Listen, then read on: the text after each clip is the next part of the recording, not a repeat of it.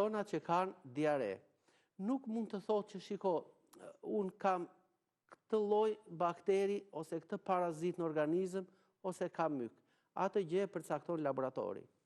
Por ne themi, në qoftë se një njeri defekon, po le të themi një herë në 2 orë, që ka patur raste edhe më shumë, edhe 24 herë në ditë, dhe ai dehidratohet plotësisht. Qartë. Domethënë të gjithë rezervat që ka trupi ai pa diskutim. Ne i themi, qetësoje zorrën e trash, po me çajin e kolitit.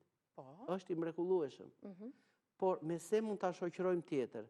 Ne kemi thënë që kjo ka prishur atë florën e mirë, kjo lëvizje e zorrës e irrituar, na tregon që ajo balanca është prishur.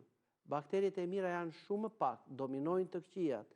Se kush është, atë nxjerr laboratorit që bën një feçe aty, analizë bakteriale dhe del ajo. Por ne themi si do e zgjidhim një herë këtë shpejt. Atëherë një marr një tapjekur njoftua, në furrën e sobës në 110 gradë, e pjekim, e lëm të ftohet dhe kur është temperaturën 40 gradë, e presim feta, një talyre bëjmë me pak mjalt dhe e pluhurosim me rigon.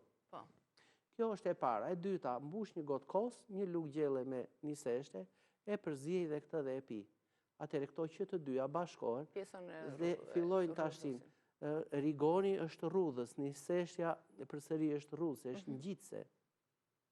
Dhe e lidh feçe, nuk e lë që të jetë kështu. Plus kësaj, mjalti dhe ftoj më rregullojnë florën bakteriale, pra me 2 gjëra shumë thjesht unë zgjidh një problem shumë të madh.